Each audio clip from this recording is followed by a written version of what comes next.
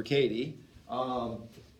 Again, this is all going to be stuff that you should already know. So if we're looking at economics and we're trying to remember things about economic policy, let's start with the architect of our economic system. Adam Smith. Adam Smith, what's the name of the book?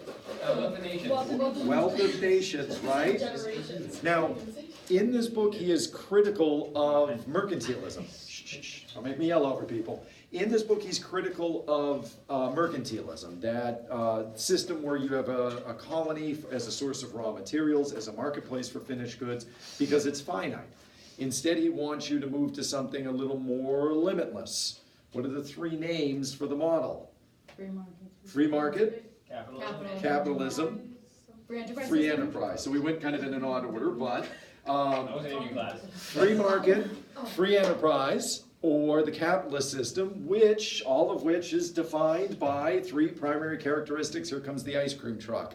For those YouTube watchers, this is how I hound my students. Kerrigan. Okay, so there's competition. Yep. Freedom in the marketplace and fruits of your labor. So fruits of your labor is a way to kind of understand what I would put as first and foremost. Property. Private ownership or property, right? So if I were to give you some visuals, right? Private ownership or property, freedom in the marketplace, and competition. Those visuals help you kind of remember these concepts. Private ownership or property is a little deceiving in that it's not just land, right? Any value that comes from work, you get to keep. So if it's in the form of money that you invest in land, well, then that land is yours, right? But if it's something that you simply save, well, that money is yours. If you invest it, the value from investments would come from you. If there are benefits to work, say healthcare benefits or retirement benefits, those are yours, right? So any value that comes from work is yours. It's not taken by the government. And arguably that is an incentive to work hard. What is the fruits? And that's a way of phrasing it again, right? You plant the tree, you water the tree, you fertilize it, you do all the hard work in this orchard, and those delicious apples are yours, right? Who doesn't love fruit? So what are the fruits of your labor, academically? College.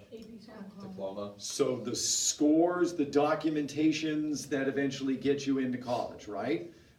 Really at its most basic level, you are mining away and working for what? Knowledge. You're altruistic, right? You're thinking in the ideal sense, but really think about if I took this away, would you do any of the work? No. What am I taking away? Money. The value. No, you guys, this is your number one concern. You go check it online as much as possible. Your grades, right? Your grades are kind of what sets all of these other things up. So we just didn't get down to the essence. So your grades, right? Watch this. I take away grades. I take away the numbers to the tests. Who cares? Are we being altruistic like Paul suggests and just here for knowledge? All right. So kind of think about this as what is one of the most unique characteristics of our system and one of the biggest reasons we criticize communism, socialism, systems where there's a redistribution of wealth. We look at the wealth that you can accrue as the incentive to work hard. The next characteristic is freedom in the marketplace. You get to make decisions as consumers, as producers, as buyers, as sellers, and again, the government should take a non-existent approach, right? The French term that's up there, laissez-faire. What does that mean? To leave it alone, right? So the government is going to take this kind of hands-off approach to allow you to maximize the amount of, you get to, keep the money from labor, and this lets you kind of use, good decision-making to maximize how much money you actually get to keep, right? Both of these are selfishly kind of based, and normally when everyone operates from a selfish premise, that's the state of nature, right? What keeps it even is the pluralist theory in yet another form, right? Competition. The big idea is we're going to pit competing interests against each other, and you get balance that way. I don't know if you guys remember, for those of you who were with me freshman year, how I had like one factory owner, and everybody wanted to work. And as a result, You got a penny an hour, you had to work 24 hours a day, and there were mandatory beatings on the hour, every hour, as kind of a motivational strategy, right? And then everyone said, well, the hell with this, and they borrowed money and they got their own factories, and there was only one worker. Charlie's my only worker, right? All of you own factories, and you desperately need to pay off your loans by starting to turn a profit. Charlie is going to demand $1 million an hour. He wants to work a 30-minute day, because he's okay with $500,000, Yeah. and he doesn't want mandatory beatings, he wants donut baths, right? Wow. If I balance things so that competing interests are pitted against each other, wages go to where they should, benefits go to where they should, companies still make profit, as if guided by an invisible hand. What do we more formally call it? Law of supply and demand. All right, good, law of supply and demand. Now, is this what we have? No. We don't have a capitalist system. We don't have a We don't have pure, a pure capitalist. yeah, we do not have a pure capitalist system. For every one of these up here, can you think of exceptions? Yes. Yes. What's the biggest exception to private ownership of property? Public property. The government can. Well, one, the government can take land, eminent domain. Taxes. Taxes is probably the biggest exception, right? What percent of your income, if you earn wages, goes to the government? A third, right? Do you have complete freedom in the marketplace? No. No, there's all kinds of regulation. I can't buy human organs. Good, okay, so there's a limit in terms of what can be bought or sold. Oh, like prostitution. Prostitution, Oh, drug yeah. use. I mean, you go, Different extremes. so you go to kind of, a more dramatic example, but it's a valid example, right? There's all kinds of things that you can't buy and sell because it's considered hazardous or there's some sort of dangerous component. Is competition something that is unregulated? No. So I give you an example, in the most recent economic meltdown, where again, banks essentially got involved in the mortgage industry and they began to buy these bundled securities that eventually became toxic. It was known as kind of these toxic mortgages. It dragged down the banking industry. It began to drag down major kind of companies, Fannie Mae, a lending institution, Freddie Mac, but it threatened a lot of the big Wall Street companies. What did the government do? Build them out. Bailed them out. How about with Ford and Chevy and the automotive industry? What did the government do as those were teetering? Same answer, right? Bailed them out at taxpayers' expense. So that's not treating competition like an ecosystem where let the fittest survive. These companies were considered too big to fail. It would have dragged down all of our economy. So government propped them up.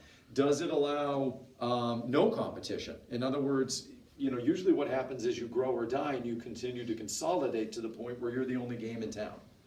Does it allow for that? Standard Oil. So there's a good example. What do they come in and do? They took everything and eliminated the middleman too, so you only dealt with them and they made. So that's a good example of a what? Horizontal and vertical. So there's a horizontal and vertical monopoly. Are those things allowed? No. Are trusts allowed? Sort of. No, well, yeah, it depends if you can kind of name it, I suppose, right? So they definitely come in and try to break those up. A good example was like the phone companies gave us kind of pause. More recently, it's big telecommunications giants, but when it was just the phone companies, and there was a consolidation of the phone companies, they broke it up into what was called a bunch of baby bells. Mergers between big technological companies is worrisome. So again, you thought of an exception for each of these. It means we are more of a mixed market economy, and really most of your political decisions are going to be driven by economics. People tend to vote their wallet, and what you're really voting on is how much of a mixed market economy do you want? Again, I think we throw around the term socialism a little too free and easy, as if we don't already have socialist elements within our economic system. Of course we do. We not only redistribute money to people through what kind of programs? The welfare or, Social Security. yeah, that's an example. Medicare. We'll get to it, like the entitlement, non-discretionary kind of programs, right? And you're naming all of them. But do we also redistribute money to companies? Do we give them tax breaks? Yeah. So what you have to kind of decide is what degree do you want? How much redistribution of wealth do you want? If you go up 2 more percentages in terms of GDP with taxes, you might get universal health care. You might get college education. But it also means less financial incentive in terms of that market economy, right? Do people work less hard? Would you rather the prospect of being fabulously wealthy, a Bill Gates, with the big chance that you might fail, or would you rather kind of a more moderate income level for everybody, right? That's kind of the American dream, is that we all believe that we have that opportunity to become, the Horatio Alger kind of rags to riches stories, right? We all believe that we have that ability to be like amazingly financially kind of prosperous, but generally it's 1 to 5% that really are in that income bracket. So would you rather have the freedom to make it or break it, or would you rather more distribution of wealth so that everyone kind of has a more similar income bracket with less financial incentive, maybe to work hard and to innovate? Like John Steinbeck has a good quote about it. He says that America's poor don't see themselves as poor, they see themselves as temporarily embarrassed millionaires. Yeah, very good. I like that one. I always like Sinclair. Steinbeck. Who is it? Steinbeck? Steinbeck. Okay. Steinbeck. Grapes of Wrath, one of the best books out there if Yeah. you're looking at poverty, among other things. The other question you have to have is, how much regulation do you want, right? How much freedom in the marketplace? There are points where maybe you trust the marketplace, and then maybe there's points where you want a little regulation. But what does regulation do to cost?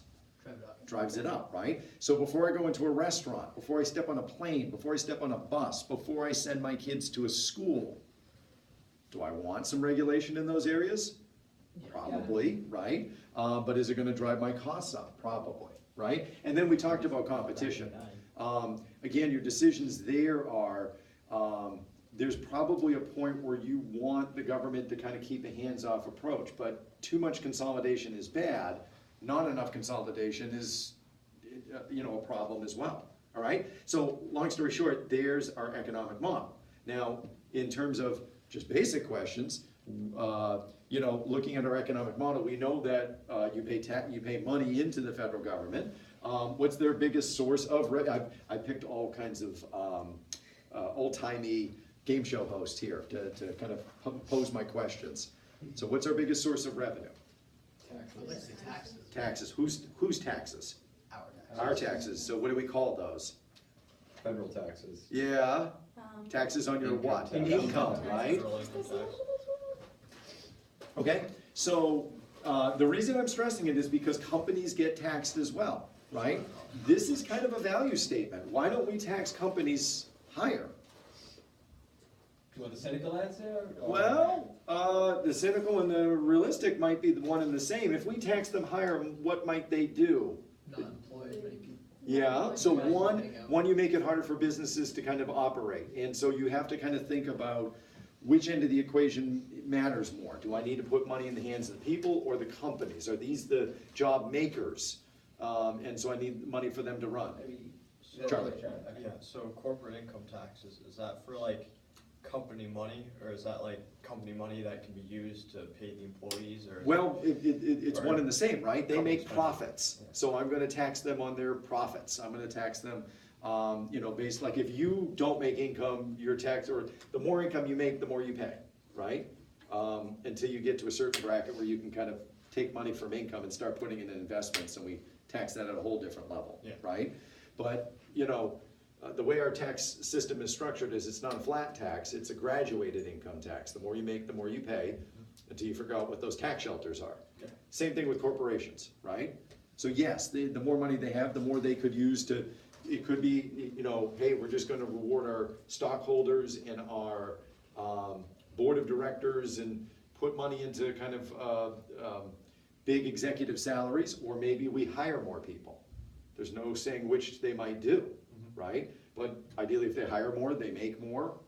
So there's an economics to it. They might not kind of, like if you have a Congress that starts taxing a little Yep. heavily, these companies might work to make sure these people don't get elected again. So some of this may be the result of kind of lobbying efforts, right? They have an option though. If they don't like the United States, here's your hint, tax Oh. rates. You could go, you can. Yeah, they might relocate to where it's a little more friendly. They shop states, they shop countries, they may go elsewhere. So there is this balancing act of like, do I kill the golden goose with my taxes? If I give them money, will they necessarily use it to kind of create jobs, right? They also have to match, you know, as you pay into Social Security and other kind of programs, they pay as well, right? Okay, what did they mostly spend on? War. Defense, yeah. Defense. Depends. Or Not- social Security, welfare. yeah. Who said it? Well, What? Did you just say Social Security, Yeah, Angela? yeah. So So- really, the biggest expense, if I'm looking at it as if I'm looking at it where I just lump all spending together, whether it's discretionary or non-discretionary, the biggest driver is Social Security. We know what that is, right? What is that? Subdividing.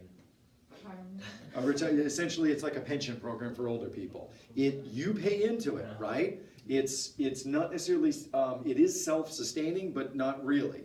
In other words, you pay into it, and you technically are drawing out what you paid into it, but there's essentially more retired people than there are people paying into it. And we basically kind of, we often talk about trying to make this program solvent again. Sometimes by moving retirement ages up, moving the amount we pay into it more. Sometimes they talk about privatizing it as a way maybe to use the market economy to make it a little more fiscally sound, but that means no safety net.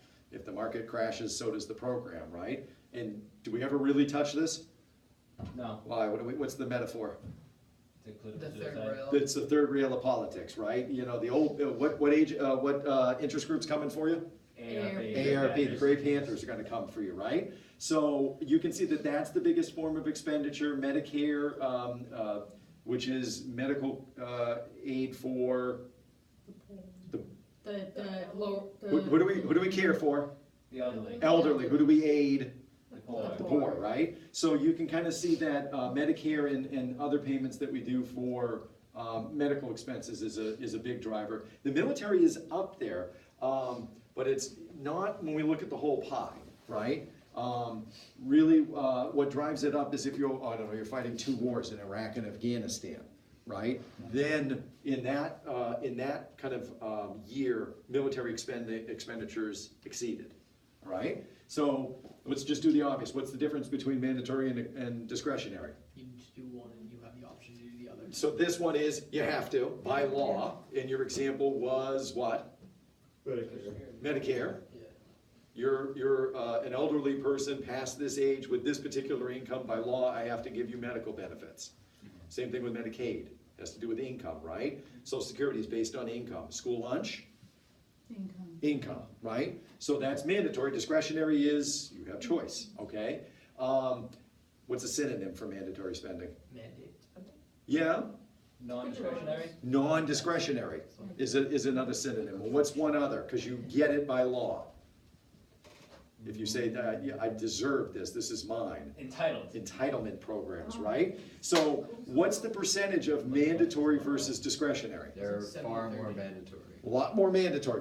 Did you say it? I think 70-30, right? Okay, 70-30. So again, notice your exemplars, and those are the classic exemplars, and discretionary is about 30%. Later we'll talk about how that, well, let's look at the next chart. What do you see here? What's happening over time? Mandatory programs are Pac-Manning the other programs. Yes. Yeah, I like that analogy, right? So when we talk about making a balanced budget, what makes it hard to balance a budget? Congress? What makes it hard to balance a budget? You gotta keep spending. Good luck. Mandatory spending. The growth of mandatory spending. How can I balance a budget if 70% of my budget is mandatory, right? I can't cut here. I can only cut here, and the amount that I can cut from is getting smaller and smaller. So what can you cut from? Well, you could redraft kind of how you do your mandatory kind of, it's called like, you know, they talk about welfare reform, they talk about entitlement reform. So I could do some reforms here, or I can cut from here, but in either instance, is someone losing a benefit? Yes. All right, is that politically sound? Not usually. No, so good luck to you. You can really demonize the person who's losing their benefit. It's very difficult to do that. So often what politics is about is it's the other guys that aren't paying their share, right? And both sides do it. So in like a few like decades, do they project like the president won't even have to like set the budget because it'll like? No, they always set the budget, and we'll get to like, so just to preview, what happens if you don't come in, where your spending equals your income? What's that called? Deficit. So I have a deficit, and then the deficit adds up to a Debt. debt. That we have to keep an eye on. We'll look at, I have some graphics on that towards the end. All right, what's the largest form of mandatory spending? No, Yes, this is my mandatory spending. that was all discretionary. So, no, No, social security. still Social Security, right? So bad. It seems like a trick question, but only because I'm just doing it by category now. So when it was part of overall spending, what were we around? What percent? Oh my god, I was thinking 30. Yeah, around 30%, right? When I look at it as just my percentage of mandatory spending, Almost half. it's almost half. So again, you might get charts and graphs, and it really just pay attention to, am I looking at total spending? Am I looking at just it as a portion of mandatory or discretionary spending, all right? Now let's ask the other question. That's Wink Martindale. Loved his jackets. What's the largest form of discretionary spending? Military. Military, right? All right, so if I just break it down according to military, about half, right? Where's education? There it is. Oh, third. Yeah. So that's, and again, but if I did it as overall spending, it's like 1, right? Okay, so it really depends on how we kind of look at it. All kinds of ways to chop it up, right? All kinds of different ways to chop it up.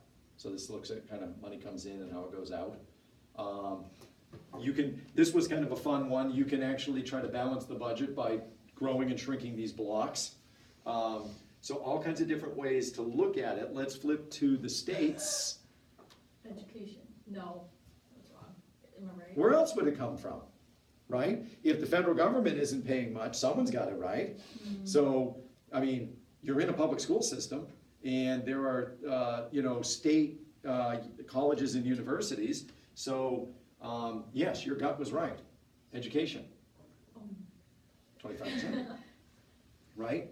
And then still, obviously, the thing about health is that's a huge driver, right? Because you see that in order to kind of, one of the things why we began to move towards universal health care is you're paying for it one way or another, aren't you?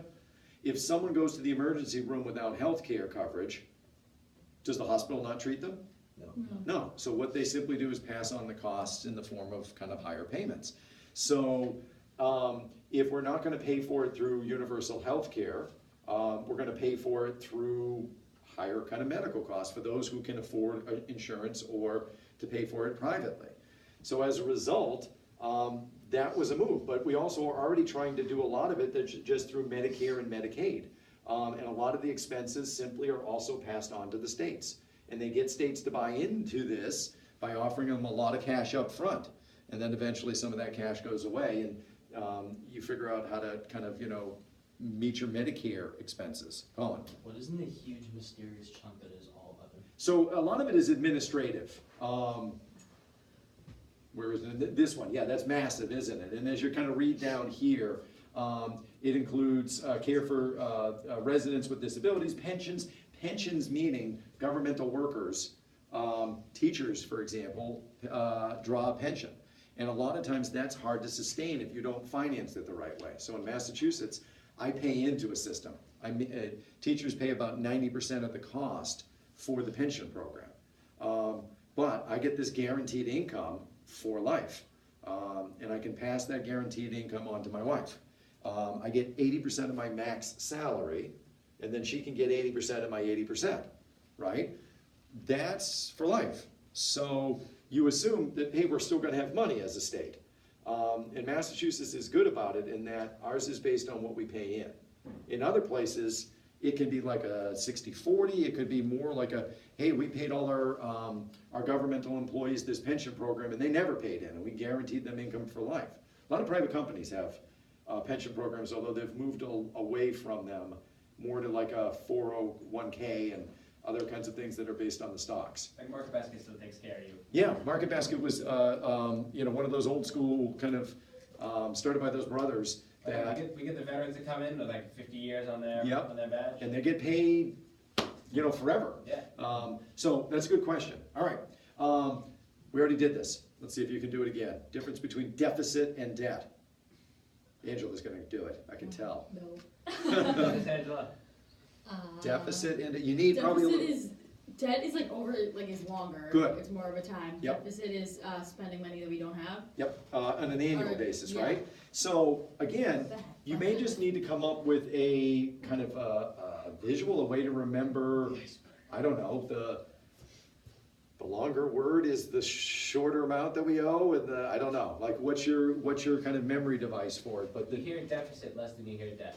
Well, to me, it's just That's like just how I debt remember it. adds up and like you know it Yep. adds up like for like a long time. yep. And then I guess you can remember deficit just because it's like. You're like attention deficit disorder, it's something kind of, Yeah, it's like I couldn't yeah. remember for a minute, Yeah. right? That may be a good way to do it, okay.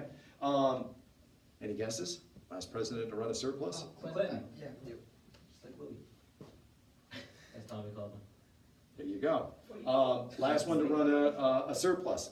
Since then, we've spiraled back into debt. This is your face when you see debt. Where are we in terms of our debt? Let's start with this. Something trillion. Thousands, Great. millions, billions? Trillion. Like 21 It's like Trillion. 30 something trillion. 26 or. Yeah, almost 21. And we're gonna bring up the debt. So again, this is, yeah, and then, does mine move? I forget. counter. No, you just look Yeah, it static. does actually. Oh, does it? I knew I recorded it. I don't know why there's Just music in the music. background. Hundreds That of is thousands. making me scared. Right, so why is it moving? Also, by Because the we're way, spending. Because you're at 19 interest. trillion there. When did you make this chart? When did you make that? Probably, yeah, it's gone up. It's 21 trillion, Yeah. 153,619,400, Other way around. 500. 21 trillion, So- 153,619,000,000. So let's look at this from when I did it to when you did it. Some of it is, yes, we're spending more, right? We're adding on to it. But I mean, it was moving by the minute. Interest. Interest. That's another Interest, one. right? I think it's down because it's gone In, down. in a lot of ways, again, this money, if you're running a debt, if you're spending money you don't have, how do you do that? What would you do if you needed to spend more than you had? You would take a loan, and a loan is just money, here you are out of the goodness of my heart.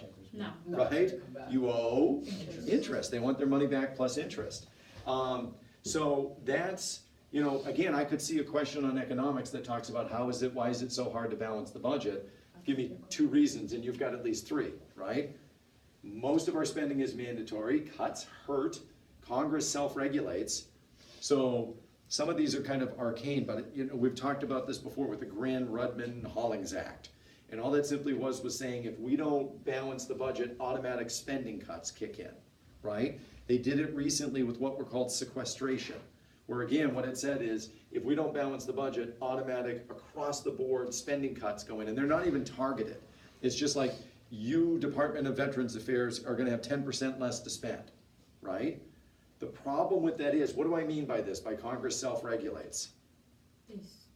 They put the condition there that said we're gonna do across-the-board budget cuts.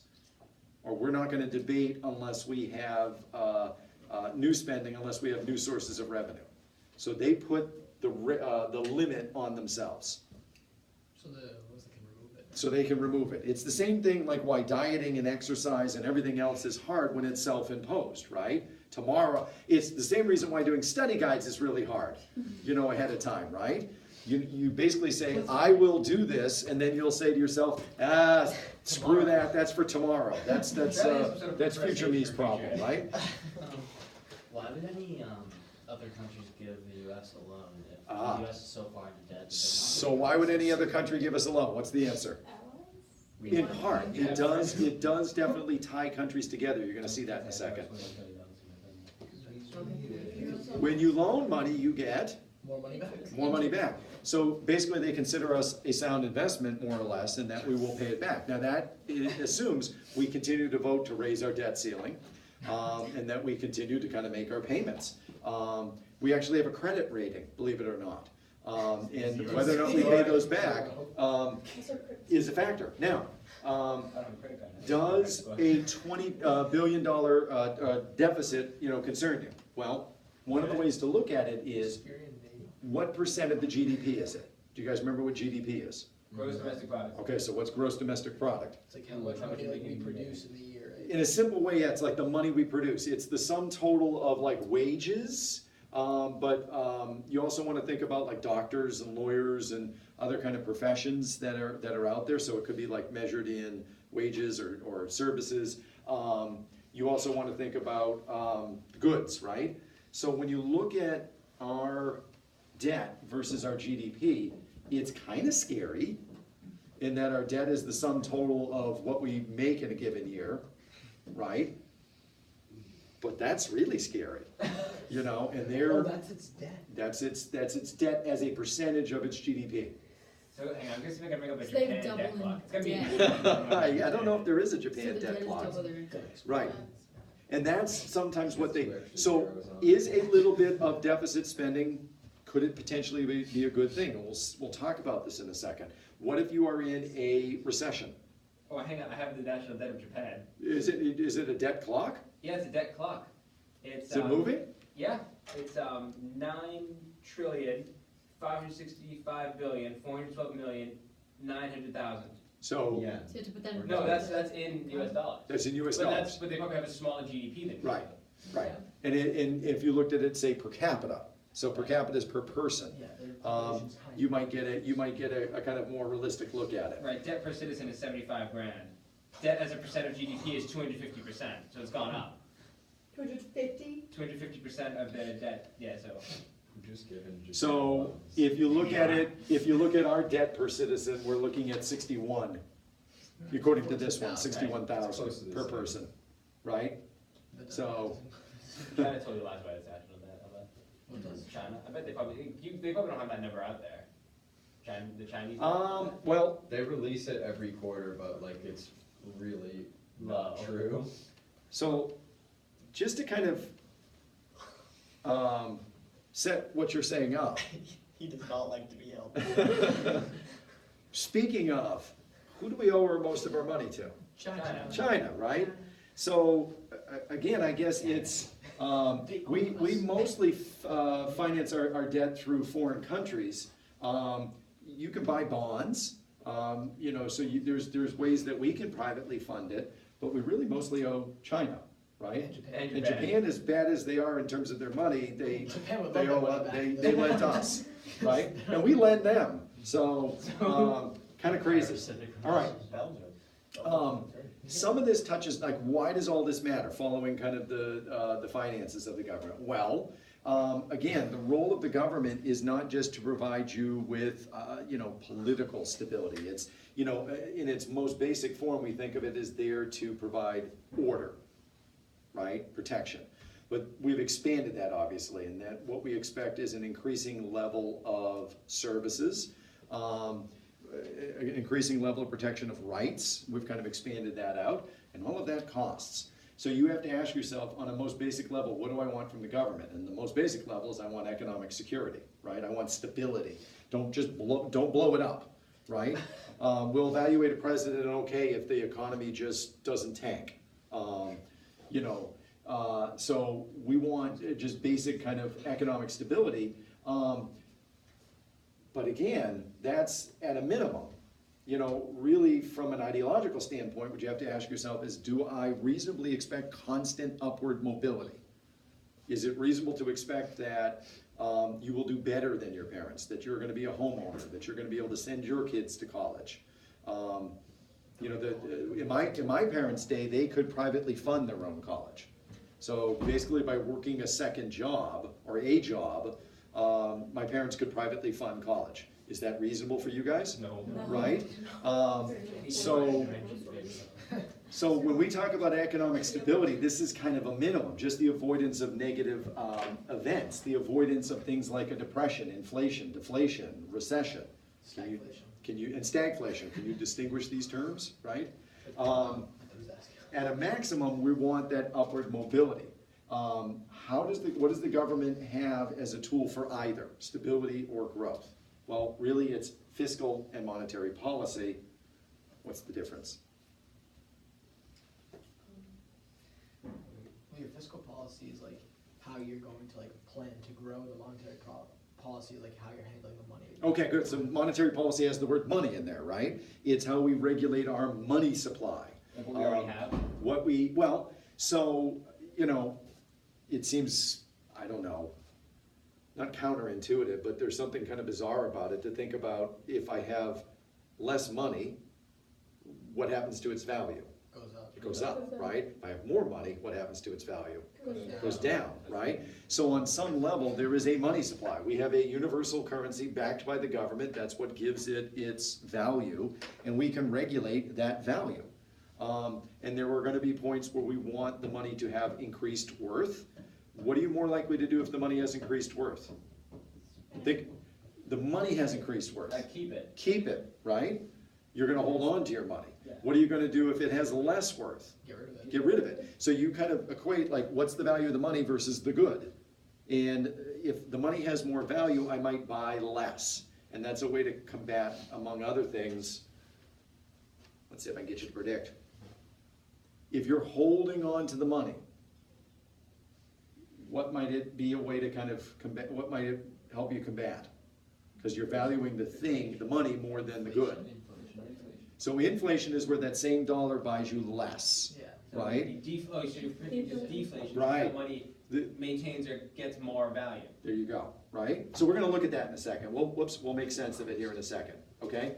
So fiscal policy is essentially what we just talked about. What programs am I spending on? What programs do I have that are mandatory? What do I have that's discretionary? Am I spending more on these programs, or am I trying to spend less, right? And in a lot of ways, what you wanna do is, the government can come in if there's inflation. If you are wanting the good more than the money, right? What can the government do in that case in terms of its fiscal policy? Well, what it can do is say, well, I'm going to try to increase the value of the money. And I'm gonna do it in part by spending less, by putting less into circulation. I'm gonna do it by taking some money out of your hands, increasing taxes. So do you get how that, like you wanted the gasoline more than the money. And then all of a sudden the government is not buying the gasoline as much. It's not, it's taking more money out of your pockets. And it's creating a scarcity of money, kind of that is part of the marketplace, all right? That may be a way to combat inflation. If I've got a deficit, if I've got inflation and unemployment, the government may come in and say, I gotta put more money into the system, right? I'm gonna spend more where the consumers aren't spending more, and I'm gonna put more money in your pockets by decreasing taxes, right? So that's your fiscal policy. Do you remember it more formally as Keynesian economics and supply side economics? Yeah. Like what president was Keynesian? Um, Where the government had to come in and spend a lot of money because FDR, right? Who's the one that said, wait a minute, I want to concentrate more on Reagan, right? What's another term for the supply side? Trickle down. Trickle down, right? Reaganomics or trickle down. The idea was, Economics. or voodoo economics, yeah, depending on who the politician is, right? That was actually Bush calling Clinton's plans voodoo economics. But it's a way to kind of say that these economic policies don't make sense. So again, this is in part when you vote what you have to think about. Who, is our economy consumer driven? The more money you have, the more you'll spend, and then businesses grow and they hire more and they're able to drop their prices, so you spend more. Is that the end of the side of the pump that you need to prime? Or do I need to put more money in the hands of businesses through less taxes, less regulation, more kind of tax cuts and things like that, so that they can hire? Or do you think trickle down is where they put it in their pocket and it doesn't make it to you, right? Okay, so what's monetary policy? Well, that's again how I'm gonna kind of affect the value of money using the Fed. Does that ring a bell? The Federal Reserve Act creates this Fed. I'll kind of go back, I'm gonna do a kind of a quick overview of this, I'm looking at the time, right? And I'm about to run out of time for my final segment. But the Fed is essentially going to kind of play around with the money supply to combat inflation versus a recession or unemployment. If there is inflation, again, if the the value of money has decreased and the value of the good is something you want more, well, I want to increase the value of that money, and I'm going to do that through scarcity. I'm going to put less money into circulation. Really, the way they do that is they increase what member banks have to hold on to. Like if you went to the bank today, if everybody has a bank account, right? Let's assume that, and every American went to go get money out of their bank, would it be there? No, Why? because it's based off of like interest and like money you would put in, so like it's almost like What is the bank doing with your money? they're Investing. using it. They're using it, right? So they know that money makes money, so they've invested it. So it's there electronically, but it's not there necessarily physically, right? And it may be, even if it's there electronically, it might be kind of holed up somewhere else. So one of the things I can do to combat inflation is tell member banks you have to increase your reserve requirement. They have to keep certain amounts within the bank itself, right? And that would tighten the money supply. I could also tell them they get money and they lend out money, right? And there is an interest rate. Well, where does that come from? The banks borrow money from the Fed, and the Fed sets the interest rate. So if the interest rate is really high, like if you have to borrow money for college and it is a 20% interest rate or a 50% interest rate, are you going to borrow money to go to college? No. No. But what if it's a 0.1% interest rate? Sure, right? So if I vary the interest rate, that's a way to increase or decrease the money supply. The last one is bonds. They're going to kind of sell these. How many of you have a bond? You have a crazy aunt that once gave it to you? I feel like I may have. Tell me real quickly, I give you a $20 bond, what happens to it in 20 years? $100. It increases, right? And that's another way we can increase or decrease the money supply. I have that last little section, we'll come back to it tomorrow. Engler, Arlen Okay, guys, Leonard, we'll see ya. Cole Tucker, What? Pam Rose,